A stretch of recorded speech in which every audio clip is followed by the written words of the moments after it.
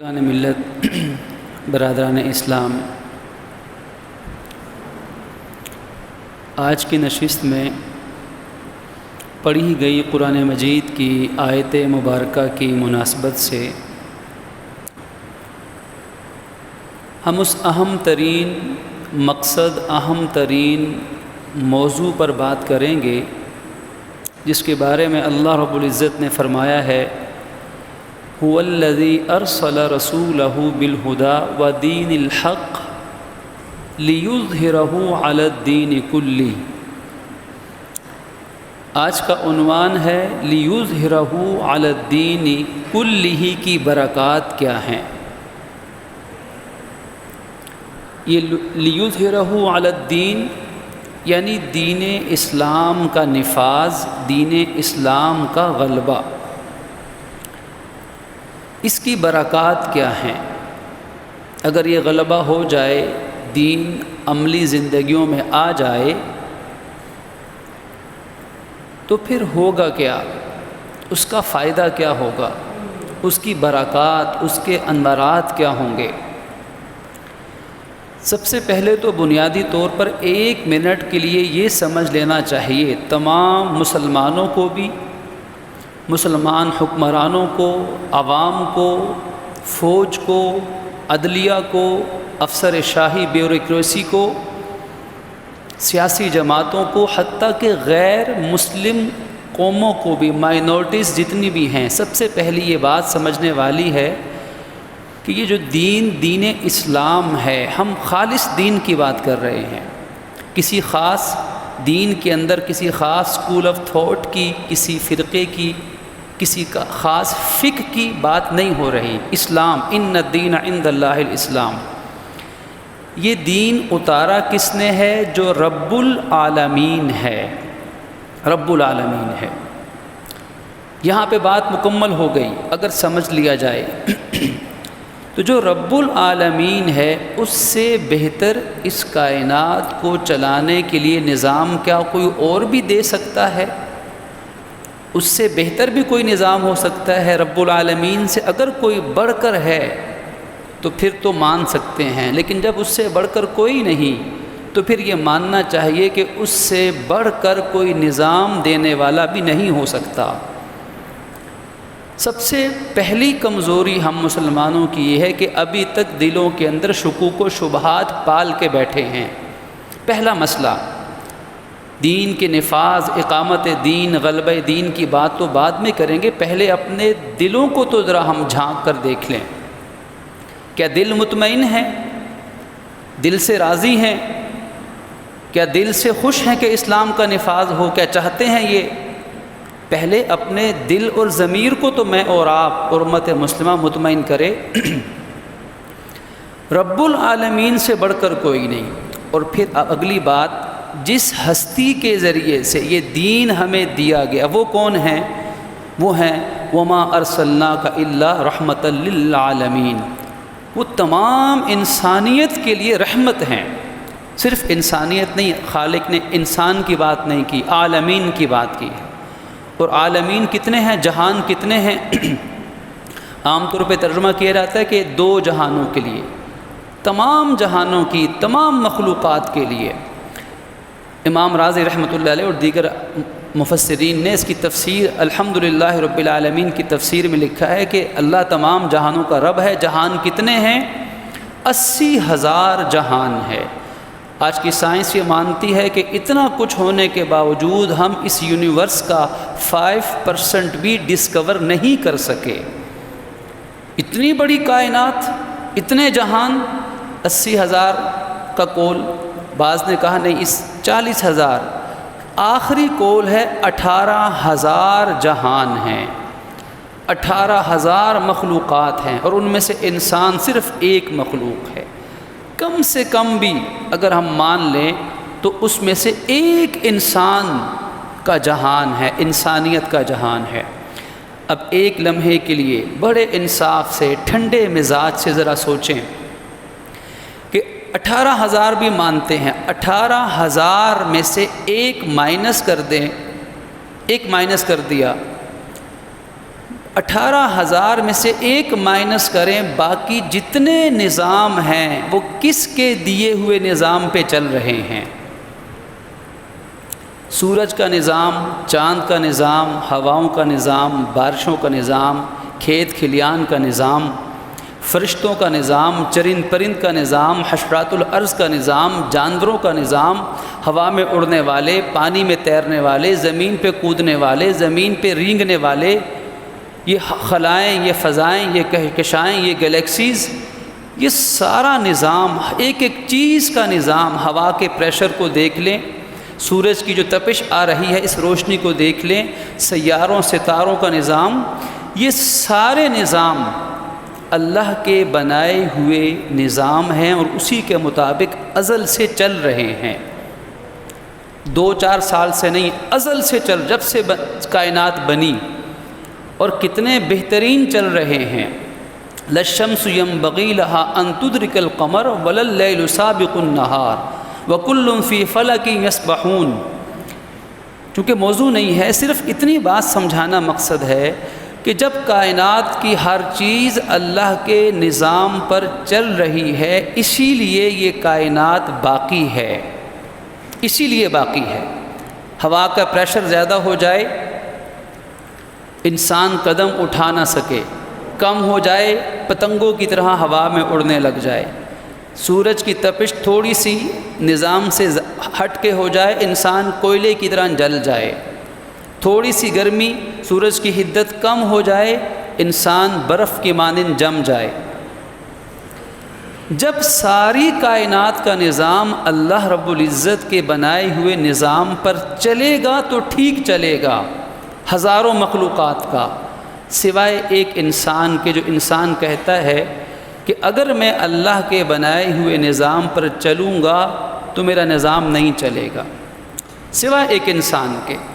باقی کوئی مخلوق اللہ کے نظام کا انکار نہیں کرتی۔ اسی لیے قرآن نے کہا نا، انسان بڑا جاہل ہے، جہل مرکب ہے، بڑا جھگڑالو ہے، انسان بڑا ضدی ہے، کہ کوئی مخلوق ضد نہیں کرتی اللہ کے بنائے ہوئے نظام پہ ڈھلے ہوئے سوائے انسان کے۔ حالانکہ انسان کو تو سب سے زیادہ اللہ کے نظام سے جڑنا چاہیے تھا، پسند کرنا چاہیے تھا، کیونکہ اس خالق نے یہ سارے نظام انسان کی خدمت کے لیے بنائے ہیں۔ یہ آسمان و زمین میرے اور آپ کے لیے بنائے گئے ہیں۔ ساری مخلوق اور کائنات کو اللہ نے انسان کا خادم، انسان کو مخدوم بنایا ہے۔ اللہ نے انسان کے علاوہ کسی کو اپنا خلیفہ قرار نہیں دیا۔ انسان کو بھیجنے سے پہلے کہا، انسان تو میرا خلیفہ ہے۔ تو خلیفہ کا کیا کام ہوتا ہے؟ خلافت قائم کرنا۔ خلیفہ کا کام ہے بھیجنے والے کے نظام کو چلانا، کم سے کم اس کے نظام سے محبت تو کرنا، کم سے کم اتنی بیگانگی، اتنی بے وفائی، کم سے کم اس کے نظام سے محبت تو کرنا، نظام سے محبت کرنے والوں سے ہی محبت کر لینا۔ تو پہلی بات تو یہ سمجھنے والی ہے کہ دین اسلام کا جو نفاذ ہے، یہ دین، اس کا نفاذ ہمارا محتاج نہیں، رب العالمین نے بھیجا، رحمت للعالمین کے ذریعے سے بھیجا۔ اگر یہ کوئی غیر اہم چیز ہوتی تو اللہ کم سے کم اپنے حبیب کو تو اس کے لیے نہ بھیجتا، کسی اور کے ذریعے سے آ جاتا۔ لیکن حبیب نے مارے کھائیں، حبیب کانٹوں پہ چلے، حبیب کے دندان شہید ہوئے، حبیب کے سر میں لوہے کے خوت کی سلاخیں گڑی ہیں، حبیب نے اپنے بچوں کے وفات پہ ڈھول کی تھاپیں سنی ہیں، حبیب نے اپنی بیٹیوں کو طلاقیں تک دلوائی ہیں، حبیب نے اپنے بلال کی چمڑی ادلوائی ہے، حبیب اپنے صہیب اور دیگر صحابہ کے حضرت حمزہ کی شہادت پہ حبیب نے آنسو بہائے ہیں۔ حبیب صلی اللہ علیہ وآلہ وسلم، سب کہہ دیجیے صلی اللہ علیہ وآلہ وسلم، انہوں نے تو اس نظام کے لیے اپنا تن من دھن سب کچھ لگایا، پیٹ پہ 2 پتھر باندھے ہیں۔ حضور کی آل نے، حضور کے صحابہ نے تو فاقے پہ فاقے کیے ہیں۔ شعب ابی طالب کے 3 سال کیسے گزرے ہوں گے؟ ہم تصور کریں کہ کھانے کے لیے کچھ نہیں، پینے کے لیے کچھ نہیں، بچے، خواتین، بوڑھے، بیمار 3 سال تڑپتے رہے، کھلے آسمان تلے پتھروں کے اوپر، پتھر فرش ہیں، یہیں رہ رہے ہیں۔ کس لیے؟ هو الذی ارسل رسولہ بالہدی ودین الحق لیظہرہ علی الدین، کہ دین زندگیوں پر غالب آ جائے، صرف اس مقصد کے لیے۔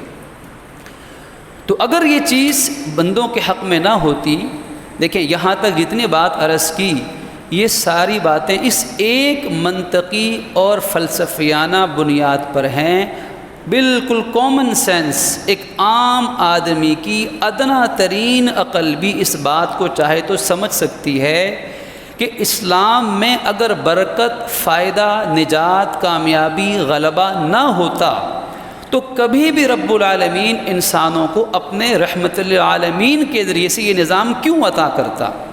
یہ ہے ایمان بالغیب کہ ہمیں اسلام کی کوئی برکت اگر سمجھ نہ بھی آئے، صرف یہ ایک بات اگر ہمیں سمجھ میں آ جائے تو یقین کریں ہماری دنیا بدل جائے، ذہن بدل جائے، معاشرہ بدل جائے، غور و فکر کے پہلو زاویے بدل جائیں، محنت کا میدان بدل جائے، اور پہلے خود بدلیں پھر ہم کائنات کو بدل دیں۔ لیکن اس کے باوجود اگر ہم دیکھیں ہمیں اسلام کی برکات دنیا میں نظر بھی آئیں گی، صرف ایمان بالغیب نہیں ہوگا۔ اسلام کے نظام کی وجہ سے ہمیں جو سب سے پہلا فائدہ، اگر ہم تمام فائدوں کو 2 لفظوں میں سمیٹ دیں تو بالکل آسان، 1 منٹ میں فائدہ، آدھے منٹ میں، کہ دنیا بھی بن جائے گی، آخرت بھی بن جائے گی، بغیر کسی کمپرومائز سچویشن کے۔ دنیا بھی کیسے بنے گی؟ اعلیٰ ترین انسانی زندگی کے معیار پر۔ قرآن اسی لیے آیا تھا تاکہ دنیا کا بہترین نظام انسانوں کو عطا فرمائے، صرف دنیا کا نہیں، مقصد آخرت ہے۔ دنیا تو راہ گزر ہے، کن فی دنیا کا انک غریب او عابر سبیل، یہ تو راہ گزر ہے، باری پہ آتے ہیں، باری پہ چلے جاتے ہیں، لیکن یہ بھی بنے گی، اور اصل بنے گی قبر اور آخرت کی ہمیشہ کی دائمی زندگی۔ یہ ایک جملے میں اسلامی نظام کا فائدہ۔ لیکن اگر ہم اس کی تفصیلات میں جائیں، آخرت آخر میں آنی ہے، پہلے دنیا ہے۔ دنیا میں کیا ہوگا اگر اسلامی نظام دنیا میں آتا ہے، ہمارے پاکستان میں اللہ کرے آتا ہے انشاءاللہ، تو سب سے پہلا بنیادی مقصد اسلامی نظام کا ہے قیام عدل، عدل کا قیام، انصاف کا نظام قائم ہوگا، جو قرآن نے فرمایا لیقوم الناس بالقسط، تاکہ لوگ انصاف کا نظام قائم کریں، نظام عدل قائم ہوگا۔ اور نظام عدل کے قائم ہونے سے کیا ہوگا؟ لیکن نظام عدل سے پہلے آپ دیکھ لیں کہ نظام مساوات بھی قائم ہوگا۔ ان 2 لفظوں کو ساتھ جوڑ دیں، مساوات کا نظام قائم ہوگا اور پھر عدل کا نظام قائم ہوگا۔ اب ساری برکات یہیں سے ملنا شروع ہوں گی، ساری برکت، یہ بڑی، اس پہ ہم گھنٹوں بھی غور و فکر کریں تو ہم کر سکتے ہیں، پھر بھی بات ختم نہیں ہوگی۔ ان 2 باتوں کی وجہ سے نظام مساوات جب قائم ہوگا تو سارے انسان آدم کی اولاد ہیں، کسی گورے کو کالے پر، کالے کو گورے پر، عربی کو اجمی پر، اجمی کو عربی پر۔ رحمت کائنات صلی اللہ علیہ وسلم نے ان سارے انسانوں کو سمجھا دیا کہ پہلا کام تو یہ ہے کہ جب مساوات قائم ہوگی، اونچ نیچ ختم ہو جائے گی، بس تقوی کی بنیاد پر جو آگے نکلے گا نکلے گا، انصاف کی بنیاد پر، انصاف سب کے لیے ہوگا۔ جب نظام عدل قائم ہوگا تو پھر کیا ہوگا؟ ظلم کا نظام ختم ہو جائے گا۔ اسلامی نظام کے نفاذ سے ظالم کو ڈرنا چاہیے کہ پھر ظالم ظلم نہیں کر سکے گا، پھر ظالم کو ظلم سے اپنے آپ کو روکنا پڑے گا۔ ہاں، مظلوم کو خوش ہونا چاہیے، مقہور کو خوش ہونا چاہیے، مغلوب کو خوش ہونا چاہیے، مجبور کو خوش ہونا چاہیے، اس لیے کہ نظام عدل ہی ہے جو آج سارے دنیا کے مجبوروں، مغلوبوں اور مقہوروں کی داد رسی کرنے والا ہے۔ ورنہ یہ سارے انسانوں کے بنائے ہوئے لبرلزم، سیکولرزم، ایتھیسزم، یہ دنیا کے جتنے انسانوں کے بنائے ہوئے نظام ہیں، بنیادی طور پر ان کی آئیڈیالوجی، ان کی فکر اور سوچ انسانی مفادات سے شروع ہوتی ہے اور انسانی مفادات پہ دم توڑ جاتی ہے۔ انسانوں نے اپنے مفادات کے لیے، قوموں نے اپنے مفادات کے لیے دنیا کے نظام بنا رکھے ہیں، اللہ نے بندوں کے مفادات کے لیے یہ نظام عطا فرمایا ہے۔ تو عدل کا نظام جب قائم ہوگا، مساوات کا نظام قائم ہوگا، اس سے معاشرے میں ظلم کا خاتمہ ہوگا۔ جب ظلم کا خاتمہ ہوگا تو پھر معاشرے میں امن کی فضا قائم ہوگی، امن و امان کا دورہ ہوگا، سلامتی ہوگی۔ اور وہی دور جس دور میں یہ برکات دنیا کے انسانوں نے اپنی کھلی آنکھوں سے مشاہدہ کی تھی۔ بدقسمتی تو یہ ہے کہ آج ہم صرف اسلام کے نظام کو زبانی بیان ہی کر سکتے ہیں، زبانی طور پہ۔ اللہ وہ ہمیں دن دیکھنا نصیب فرمائیں، ہماری نسلوں کو وہ دن دیکھنا نصیب فرمائیں جب اسلامی ملکوں کے اندر سب کے اندر یا کم از کم کوئی ایک مثال ایسی بن جائے کہ ہم دنیا کو کہہ سکیں کہ ہم اسلامی نظام کی برکات آپ کو بتائیں گے نہیں، دکھائیں گے، سنائیں گے نہیں، مشاہدہ کروائیں گے۔ اور دنیا میں ہمیشہ ایسا ہوا کہ اسلامی نظام جہاں جہاں صحیح معنی میں اس کا نفاذ ہوا، آدھا تیتر آدھا بٹیر نہیں، اپنی مرضی کا اسلام نہیں، اپنے مسلک کا اسلام نہیں، وہ اسلام جس کو دے کے اللہ نے اپنے حبیب کبریا صلی اللہ علیہ وسلم کو دنیا میں بھیجا، وہ نظام اپنی اصل حقیقی معنی میں جب نافذ ہوگا تو دنیا اس کی برکات اپنی آنکھوں سے دیکھ چکی ہے، دیکھ بھی رہی ہے کسی حد تک، انشاءاللہ آئندہ دیکھے گی بھی۔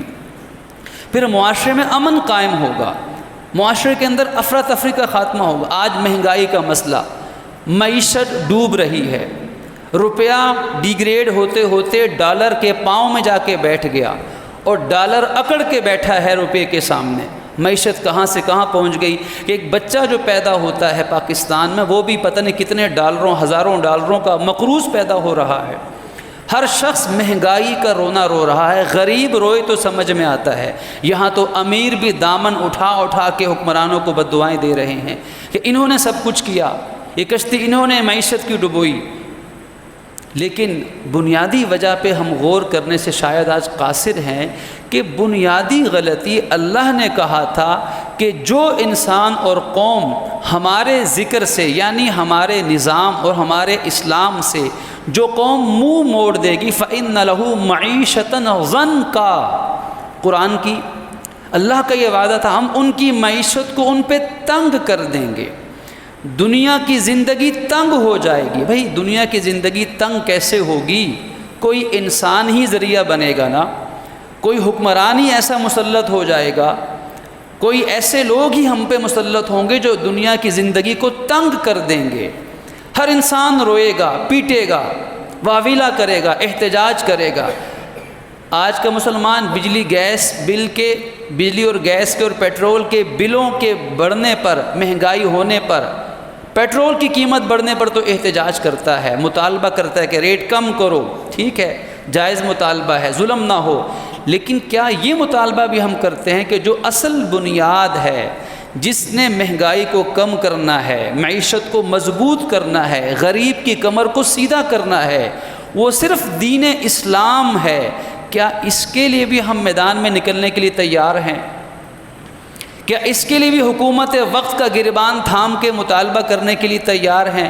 کیا اس کے لیے بھی وقت، مال، جان لگانے کے لیے تیار ہیں؟ سوال تو یہ ہے۔ پیچھے سے مین بٹن بند ہو جائے، مین سوئچ آف کر دیا جائے، مین کنیکشن کاٹ دیا جائے اور میں اور آپ یہاں بیٹھ کر اس بٹن کو ٹھیک اور کرتے رہیں، دباتے رہیں کہ پنکھا کیوں نہیں چلتا، لائٹ کیوں نہیں چلتی، اچھی کوالٹی کا بٹن لے کر آؤ، اچھی کوالٹی کا پنکھا لگاؤ، میکینک الیکٹریشین اچھا بلاؤ، یہ کام بھی ہونا چاہیے۔ لیکن سب سے پہلی بات عقل مندی یہ ہے کہ جو مین کنیکشن کٹا ہوا ہے وہاں تو جا کر دیکھیں کہ وہاں کیا خرابی ہے، پیچھے سے الیکٹریسٹی، لائٹ، بجلی تو آنی چاہیے۔ ہمارا مسئلہ یہ ہے کہ ہم حکمرانوں کو بھی سب کچھ کہتے ہیں اور نظام کو بھی کوستے ہیں، سب کچھ ہے، لیکن جو بنیادی چیز جس پر اللہ نے وعدہ کیا ہے کہ اس کے بغیر تمہاری معیشت ٹھیک نہیں ہوگی، چاہے دنیا کے سارے ذہین دماغ، اکانومسٹ، ماہرین معیشت دماغ جوڑ کے بیٹھ جائیں کہ معیشت ٹھیک کریں، اللہ نہیں کرے گا تو کون ٹھیک کرے گا؟ اور آپ دیکھیے کہ یہ وعدہ ہم سے بعد میں تھا، پہلے ان لوگوں سے تھا جن کو صحابہ کرام کہتے ہیں۔ اگر ان سے بھی اللہ کا یہی اعلان تھا کہ تم دین قائم کرو گے، نماز قائم کرو گے، اللہ کے قانون پہ عمل کرو گے تو اللہ تمہیں تمکین فی الارض عطا کرے گا۔ تمکین فی الارض کیا ہے؟ زمین میں تمہارے پاؤں مضبوط کرے گا، تمہاری ریاست مضبوط، ملک خوشحال، معیشت بہترین، ملک امن سلامتی کا گہوارہ۔ جب اللہ نے یہ وعدہ، یقین کریں کہ یہ شرط صدیق اکبر، عمر فاروق، عثمان غنی، علی المرتضیٰ رضی اللہ عنہم کے لیے بھی اللہ نے یہ شرط عائد کی تھی، تو میں اور آپ کون ہوتے ہیں کہ اس شرط سے استثناء حاصل کر لیں؟ اسلام میں تو کوئی استثناء نہیں۔ ہاں ہماری حکومتوں میں استثناء ہوتا ہے، بعض اداروں کو مل جاتا ہے، بعض شخصیات کو استثناء مل جاتا ہے۔ اسلام میں تو اللہ کے نبی بھی اپنی کمر سے کپڑا اتار کے کہتے ہیں کہ آؤ، اگر میرے نیزے کی نوک چبھ گئی تو آ کے مجھ سے بدلہ لے لو۔ یہاں تو استثناء حضور اپنے آپ کو بھی نہیں دے رہے، حضور تو خود اپنی پیٹھ کو پیش کر رہے ہیں کہ دیکھو مجھ سے بدلہ لے لو۔ اگر ہمارا ایمان ہونا چاہیے کہ رب کعبہ کی قسم، اگر حضور کو، صحابہ کو، اہل بیت کو اللہ نے ان شرائط سے مستثنیٰ نہیں کیا تو پھر کائنات میں اور کوئی مستثنیٰ نہیں ہو سکتا ہے۔ شرط یہ ہے جو ان کے لیے وہی ہمارے لیے کہ اللہ کے دین کے نفاذ اور نظام کو اپنانے کی فکر اور کوشش کرنا، اور سب سے نچلا درجہ یہ ہے کہ کم سے کم ذہنی طور پر اپنے آپ کو تیار کریں۔ فکری طور پر تو یہ سمجھیں کہ ٹھیک ہے ہم عارضی علاج کر رہے ہیں، پین کلر استعمال کر رہے ہیں، لیکن اصل بیماری کی جڑ کو تو سمجھیں کہ وائرس، جراثیم پھیل کہاں سے رہا ہے، اصل مسئلہ کیا ہے؟ اصل مسئلہ ہے ظہر الفساد فی البر والبحر بما کسبت ایدی الناس، اللہ کے نظام سے روح گردانی کرنا جس سے بحر و بر میں فساد برپا ہو رہا ہے۔ تو جب اسلامی نظام صحیح معنی میں جس سرزمین پہ آتا ہے، سب سے پہلے وہاں مساوات آپ کو نظر آئے گی، وہاں پہ پھر عدل قائم ہوگا، نظام عدل کے قیام سے ظلم ختم ہوگا، معاشرے میں خوشحالی آئے گی، مہنگائی ختم ہوگی، غریب کی داد رسی ہوگی، مظلوم طاقتور اور ظالم کمزور ہوگا۔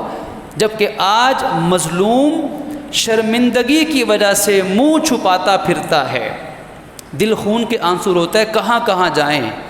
200 سے زائد قصور کے بے قصور بچوں کے ساتھ جنسی زیادتی کی گئی، آئے روز معصوم کلیوں اور بچوں کو نوچا جاتا ہے۔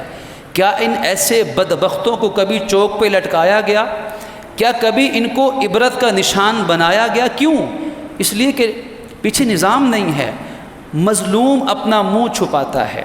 وہ ماں باپ، وہ مظلوم خواتین جن پہ جنسی زیادتی و ظلم ہو جائے، شریف خاندانوں کے لوگ اپنے منہ چھپا کے پھرتے ہیں ساری زندگی، کہیں کسی کو پتہ نہ چل جائے، اور ظالم، درندہ، وحشی، بدبخت وہ معاشرے میں دن دناتا پھرتا ہے، اکڑا کے پھرتا ہے۔ وجہ کیا ہے؟ نظام عدل جو جس کی روح اسلام نے دی وہ اپنی جگہ پہ قائم نہیں ہے۔ وگرنہ اسلامی نظام میں مظلوم سینہ تان کے کھڑا ہوتا ہے اور ظالم منہ چھپا کے اندھیری رات میں نکلنے کی کوشش کرتا ہے، کہیں پکڑا نہ جاؤں، لوگوں کے سامنے شرمندگی برداشت کرنی پڑے گی۔ اسلامی نظام کا فائدہ کہ پھر اس قوم کو اللہ عزت عطا فرمائے گا، وَلِلَّهِ الْعِزَّةُ جَمِيعًا، ساری عزتوں کے خزانے میرے رب کے پاس ہیں۔ وہ اعلان کرتا ہے کہ عزت میں دوں گا، اور عزت اللہ کے رسول کے لیے ہے، اور عزت ایمان والوں کے لیے ہے۔ اور آپ دیکھیے کہ اسلامی نظام کی برکات پڑھ سکتے ہیں، دکھا نہیں سکتے، مسئلہ یہ ہے، کچھ دکھا بھی سکتے ہیں الحمدللہ۔ آج ساری دنیا کی مغربی طاقتیں، امریکہ بہادر، یورپی اقوام، یہ جتنے بڑے بڑے دنیا کے اس وقت ٹھیکیدار اور بنے ہوئے ہیں، یہ آج دنیا میں شاید بنیادی طور پر ایک ہی ملک سے ڈر رہے ہیں، جہاں 60 کے قریب دنیا کے ملکوں کی جدید ترین اسلحہ سے لیس فوجیں وہاں ہاتھ جوڑ کر کہہ کر گئی ہیں کہ ہمیں تھوڑی مہلت دے دو، آخری فوجی یہاں سے نکلنے دو۔ انہوں نے کہا کہ نہیں، ہم تمہیں زیادہ وقت نہیں دے سکتے۔ ان کا لہجہ مردانگی کے ساتھ، جرت کے ساتھ، شجاعت کے ساتھ، باڈی لینگویج ان کی دیکھیے، ان کے ایکسپریشن دیکھیے کہ ان کے اندر مردانگی، جرت۔ دنیا کی قومیں آج ان سے جھک کر بات کر رہی ہیں، کن سے؟ جن کا ملک آج غربت میں ڈوبا ہوا ہے، جن کے ملک میں بلڈنگیں تھوڑی ہیں، کھنڈرات زیادہ ہیں، جن کے دسترخوانوں پر مرغ مسلم نہیں ہے، روٹی اور پیاز موجود ہے، جن کے کپڑے دنیا کے مہنگے ترین برانڈ کے نہیں ہیں، پھٹے پرانے لباس ہیں، جن کے جوتے بڑے قیمتی نہیں ہیں، چپل کبھی ننگے پاؤں بھی پہاڑوں پہ چڑھ جاتے ہیں۔ یہ کیا ہے؟ وَلِلَّهِ الْعِزَّةُ، عزت اللہ کے پاس ہے، عزت رسول کے لیے ہے، عزت اللہ ایمان والوں کو عطا فرماتا ہے۔ اور وہ قومیں آج پاکستان اور دنیا کے دیگر اسلام ہیں، یہ بھی اسلامی ملک ہیں، ایٹمی پاور بھی ہیں، لیکن کیا یہ دبدبہ، یہ رعب اور یہ دھاک اور عزت دشمن کے دلوں میں آج ہماری بیٹھی ہوئی ہے؟ یہ سوال ہے۔ اس لیے کہ 74 سال کا عرصہ اللہ کی رحمت ہمارے اس وعدے کی تکمیل کی منتظر ہے کہ اسلام کے نام پر لیا تھا، اسلام کب لاؤ گے، اسلام کے لیے کوشش کب کرو گے؟ اب دیکھیے، اسلامی نظام کا فائدہ صرف مسلمانوں کو نہیں ہے، غیر مسلم گھبرائیں نہیں۔ آج مسلمان، میں اور آپ، ہم پاکستان میں رہنے والی جتنی اقلیتی برادری ہے، ہندو ہیں، عیسائی ہیں، سکھ ہیں، دیگر قومیں ہیں، جتنی اقلیت ہے، مائنورٹی، ہم ان کو بھی یہ بات، یہ خوشخبری سناتے ہیں کہ اسلام کی برکات کا مطلب صرف مسلمان فائدہ نہیں اٹھائے گا۔ اسلام، انسانی تاریخ گواہ ہے، جب بھی صحیح اسلامی نظام آیا ہے، جیسے فائدہ مسلمان کو ہوا ہے ویسے فائدہ غیر مسلم کو بھی ہوا ہے۔ آج جو غیر مسلم اگر پریشان ہیں، اس کی بنیادی وجہ یہ کہ اسلامی نظام صحیح نہیں ہے۔ آج سندھ اسمبلی میں اگر جبری اسلام کے حوالے سے بے بنیاد، غیر اسلامی اور غیر حقیقی اگر بل پاس کرنے کی باتیں یا کوششیں ہو رہی ہیں، اگر کسی اقلیت کو اسلام سے خدشہ ہے تو انہیں سمجھنا چاہیے کہ ان کو اسلام سے نہیں خدشہ، ان کو کفریہ کے کفری نظام سے خدشہ ہے۔ کیونکہ جب اسلامی نظام صحیح معنی میں رائج ہوگا تو پہلے مسلمان کو اس پہ عمل کرنا پڑے گا۔ جب اسلام کا اب یہ بات ڈرتے ہوئے بڑی گہرائی اور ذمہ داری سے کر رہا ہوں، دیکھیے، اگر اسلامی نظام ہوگا تو لا اکراہ فی الدین، کہ کوئی مسلمان کسی غیر مسلم کو جبری کلمہ نہیں پڑھا سکتا، لیکن حقیقت یہ ہے کہ کوئی ایسی مثال نہیں لا سکتا کہ کسی مسلمان نے کسی غیر مسلم کو جبری کلمہ پڑھایا ہو، اس کی کوئی مثال نہیں دے سکتا۔ لیکن پھر بھی بالفرض والمحال جب اسلامی نظام ہوگا تو اسلام کہتا ہے کوئی شخص اگر ڈر کے کلمہ پڑھ لے تو وہ منافق تو ہو سکتا ہے، مسلمان نہیں ہو سکتا۔ وہ منافق تو ہو سکتا ہے، مسلمان نہیں ہوگا۔ مسلمان بس وہ ہوگا جو دل سے کلمہ پڑھے گا۔ لہٰذا کسی مسلمان کے لیے، بلکہ اسلامی حکومت کے لیے یہ بات جائز نہیں ہوگی اسلامی نظام میں کسی غیر مسلم کو جبراً مجبور کر کے اسلام میں لا سکے۔ اور وہ تمام شہری حقوق، وہ تمام انسانی حقوق جو کسی اسلامی مملکت میں، اسلامک اسٹیٹ میں ایک مسلمان کے ہوتے ہیں، اسلامی حکومت میں وہ تمام انسانی حقوق غیر مسلم کے بھی یکساں برابر ہوں گے۔ ان انسانی حقوق میں مسلمان اور غیر مسلم کا کوئی فرق نہیں ہوگا اگر صحیح معنی میں اسلامی نظام آ جائے۔ تو اسلامی نظام کی یہ برکات ہیں۔ اللہ پاک ہمیں یہ سمجھنے کی، نظریاتی طور پر سمجھنے کی توفیق دیں، اور پھر جو اس کے لیے عملی محنت ہے وہ بھی اللہ پاک ہمیں نصیب فرمائیں، اور پھر یہ برکات ہمیں اور ہماری نسلوں کو عطا فرمائے۔ والإسلام ديني ومحمدا رسول الله ويقيني أدنو إليه ساجدا بجبيني اقبل صلاة